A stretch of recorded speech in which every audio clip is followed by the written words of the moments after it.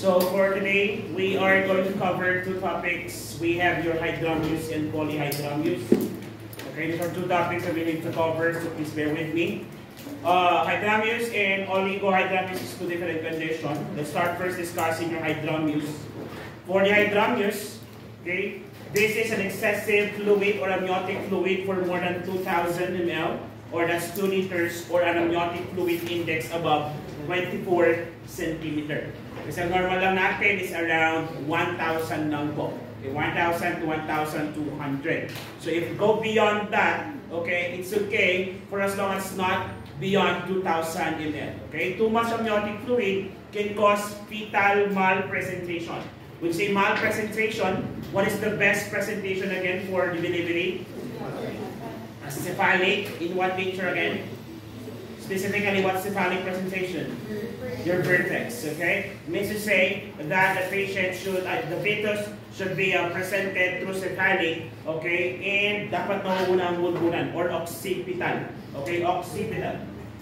Okay? Now, when you talk about your hydramnios kasi, there are too much fluid inside the amniotic sac, wherein it creates an expanded environment. So the expanded environment would create now a space for the fetus to go around.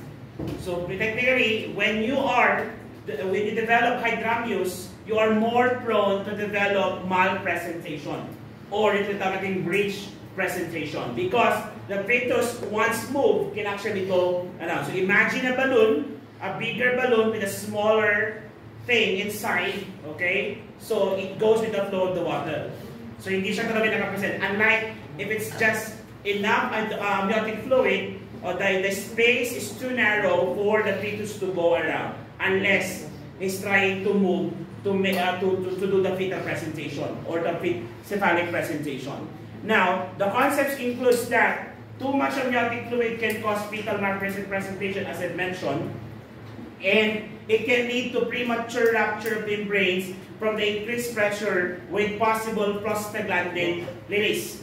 What does it mean, sir? Because of the increased amount of fluid, the content of the amniotic sac would also be heavier comparing to the normal, okay? And because of the heavy content of the amniotic sac, it will create a pressure into your cervical os.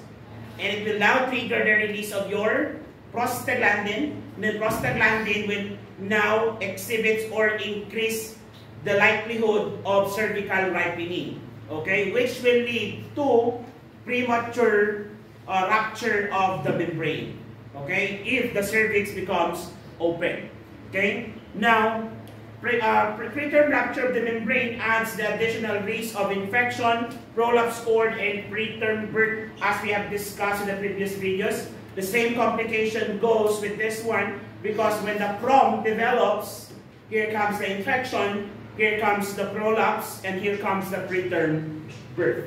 And we have discussed that already in the previous videos. And the last one is that digestive system abnormalities would most likely happen to these fetuses. So meaning, if you think about a complication of this condition to the fetus themselves, what would be the most common complication? So any condition related to digestive system. Okay, any condition related to digestive system. So what are those conditions? We will going to cover that on the last part of the semester, which is the gastrointestinal disorder in children, okay, or infants. So this may include celiac disease, ano pa? G6PD, that's more on chromosomal, okay? Pero yung mga celiac disease is more on gastrointestinal. Okay, nagkakaroon tayo ng fusions between two organs, intussusceptions, and other thing else, okay?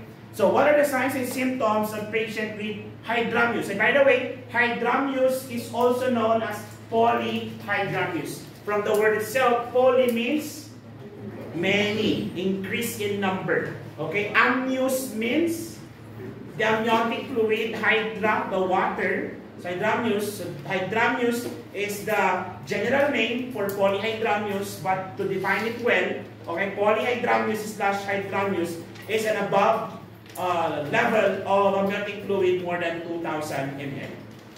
Okay? Now, what are the signs and symptoms of polyhydramnios?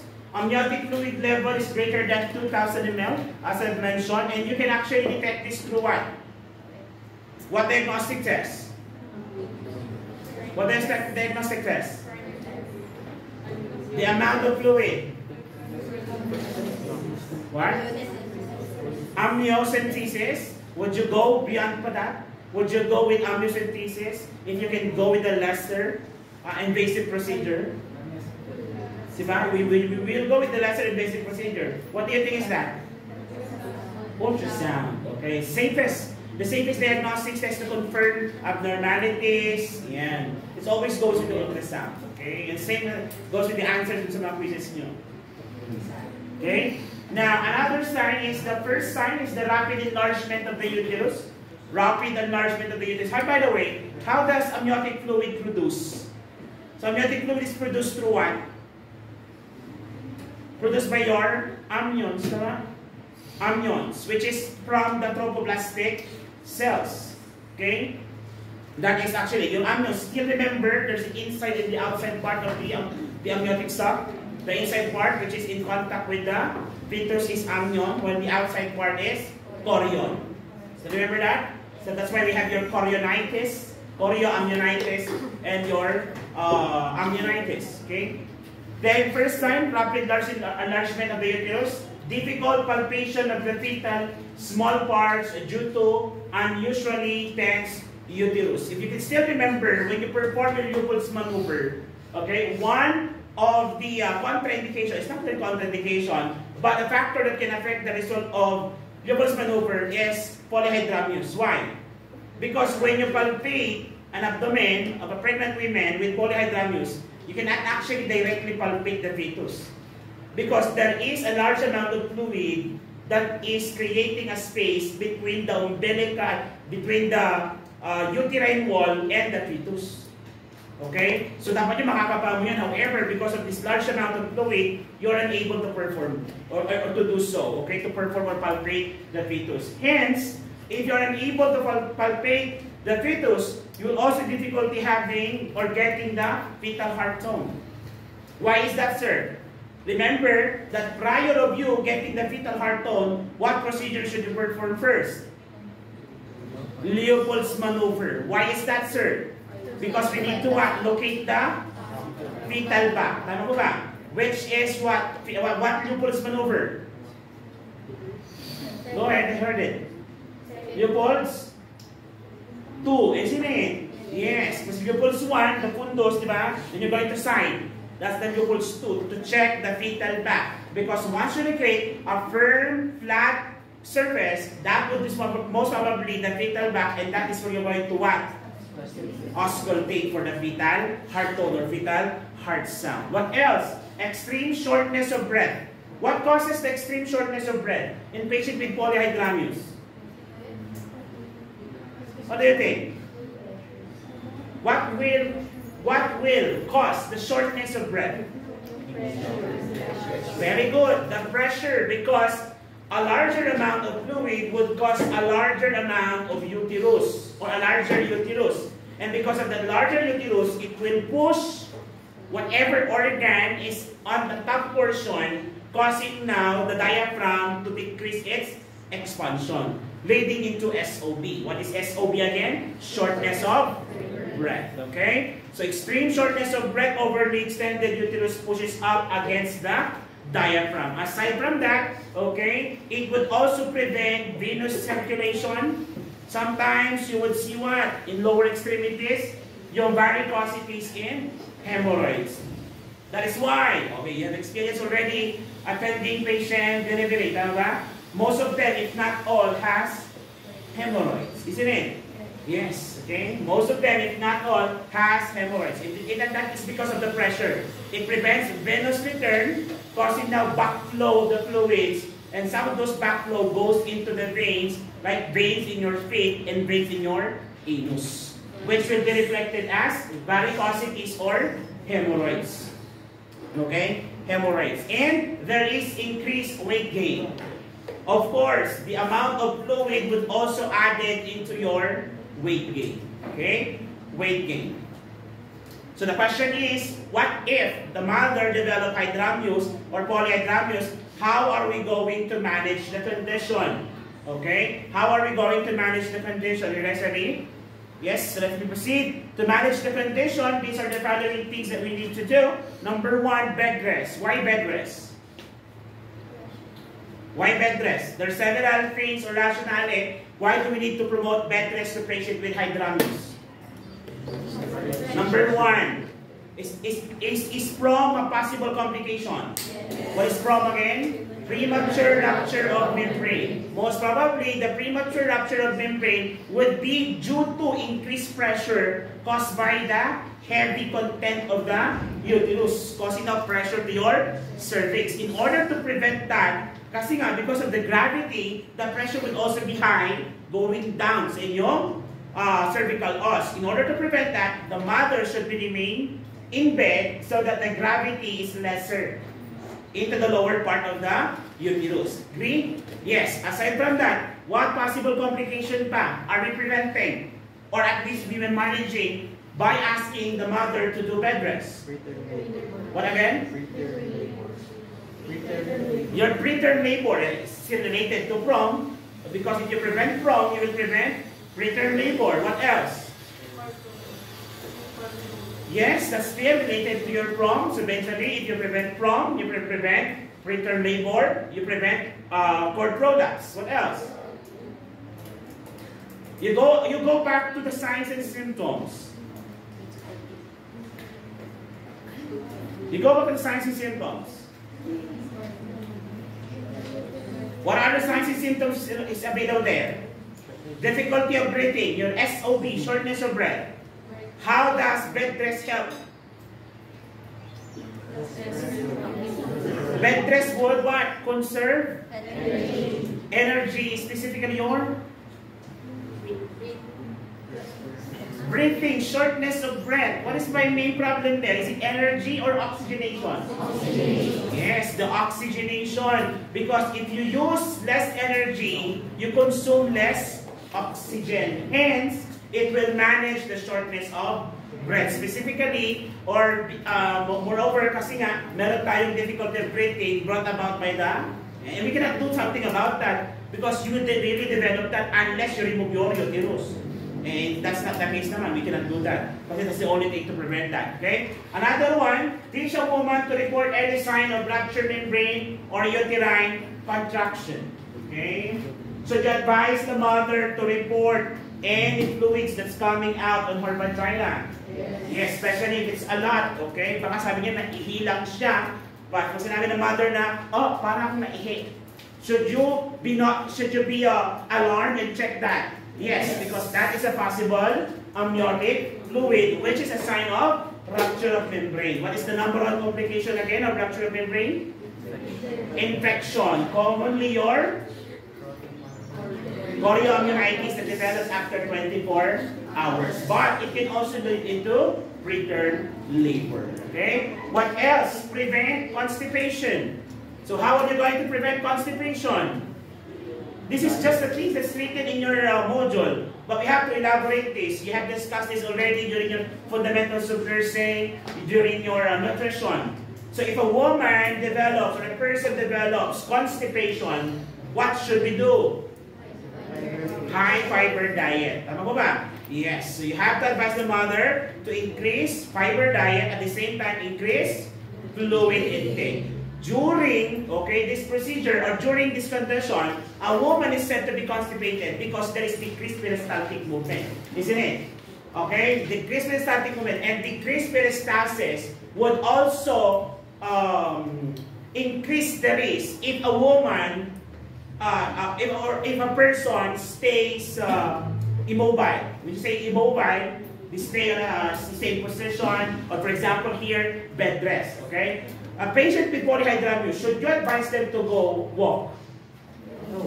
Because the condition does not permit them to do so. Clear tayo doon? In general, women who are pregnant should advise to be moving. Diba? It will make the labor process easier. Okay? However, in this case, we cannot advise the woman to do that. Why? Because there is a danger of premature rupture. Okay? This is a, should I say, not a common condition. That is why, okay, the general concept of handling pregnant women is not applicable. Okay, so bed rest over movement to prevent constipation, you go with bed rest rather than ask them to move. That's why you have to resort to other ways on how to prevent or manage constipation, such as diet and fluid intake. Are we clear? Yes. Assess vital signs in lower extremities, edema frequently, okay? And assess vital signs in lower extremity edema frequently. Okay? So assess vital signs now. Why? A polyhydramnios patient or woman are also prone to develop preeclampsia or your PIH, pregnancy-induced hypertension. Okay? And one way to assess if there is already PIH, we already discussed this, you have to check for the PIH, at least for the P and H. Ano yung P and H? At least for the I and H. Ano yung I and H? Hypertension and edema. Here, yes, the hypertension and edema. So hypertension and a bit of edema is okay, but if it's already present, you have to assist further. That's why you have to ask them to go for further assessment or diagnostic test, which is to check for the presence of proteinuria, to confirm the condition of protein, to confirm the condition of pregnancy-induced hypertension. Okay? Because this is one of the possible causes as well, or I mean complication. Non-steroidal anti-inflammatory agent. Okay? We're also going to give non-steroidal anti-inflammatory agent. What is non-steroidal anti-inflammatory agent? Anti-inflammatory agent that does not have steroids, isn't it? What are examples of this? NSAIDs. Commonly known as NSAIDs. What are examples of this? Yes, indomethacin. Oh, very good. Okay, nalala niya in connection siguro sa fatty ductus arteriosus. Very good. What else? Aside from indomethacin. Indomethacin talaga, mahirap pa talaga naalala. What else? Aspirin. Aspirin. Yung iniisip kong NSAIDs, hindi niyo masabi. Aspirin, that is also correct. NSAIDs also that. What else? Alex? Ano yun? Ibuprofen, Advil, yung mga brand name, Laxan. Ibuprofen is the most common. And while giving this drug, this is to manage mga, if there are presence of inflammation at the same time if the patient is under pain. However, you have to watch out for possible complications of NSAIDs. What is the common complication of NSAIDs?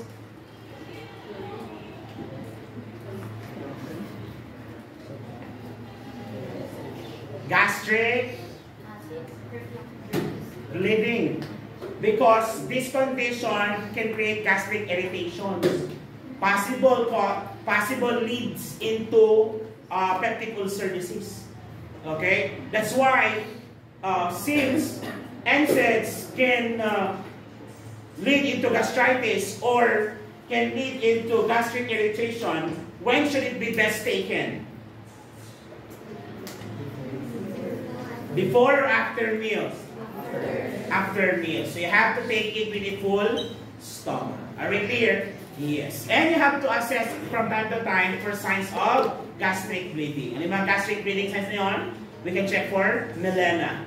Okay? Melena or your coffee ground vomitus. Okay? That's a form of bleeding. Okay? Bleeding. And the next one is amniocentesis. Amniocentesis. From the word itself, I believe for those that handled last semester siguro, I believe I was able to emphasize what the centesis means.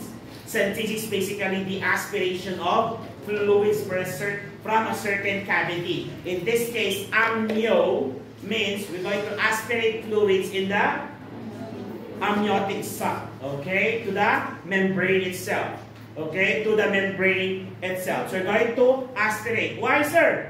Because there is an excessive amniotic fluid. To manage the condition, should we lessen the fluid? So to lessen the fluid, one of the best ways is to manually remove excessive fluid. And the best way to do that is through amniocentesis. Are we clear? So please take note of that. You're going to encounter more on that later on. If you go to third year, during the MS, you will hear the thoracentesis, paracentesis, pericardiocentesis. Lahat yan. Whenever you hear the word centesis, we are aspirating excessive fluids. So the fluids can either be fluid or a plasma or blood. It can be. Okay? And give tocolytics. Okay, I think I don't have to repeat again. Tocolytics, what are these drugs? These are decreases uterine contraction or promote relaxation. What are example of your tocolytic? Rytodrine. Ano ba? Terbutalin. Very good. So that is your hydramnios. Are we clear? So again, what's the other name for hydramnios? Polyhydramnios. Excessive, how many ml again? 2,000 ml. Okay. Or what is the surgical procedure that manually removes excessive fluid? Amniocentesis. What example of non-steroidal? Ibuprofen, aspirin, indomethacin. Bed rest or moving? Prevent constipation. What are the things that you're going to do? High fiber, increase fluid intake. Pwede naman turn side to side in bed. Okay. Basta kasi if you just turn side to side in bed, you're actually moving and it promotes peristalsis. Okay? Unlike pag ikaw tumatayo kasi, you're going to increase the pressure in your puerta. Okay? Do you have any question with this? Again, most common complication related to rupture of membrane. Then, are you prone? Then infection. What else? Preterm labor or preterm birth comes after. Are we clear? Do you have any question? None? Okay, we will end the topic on that note.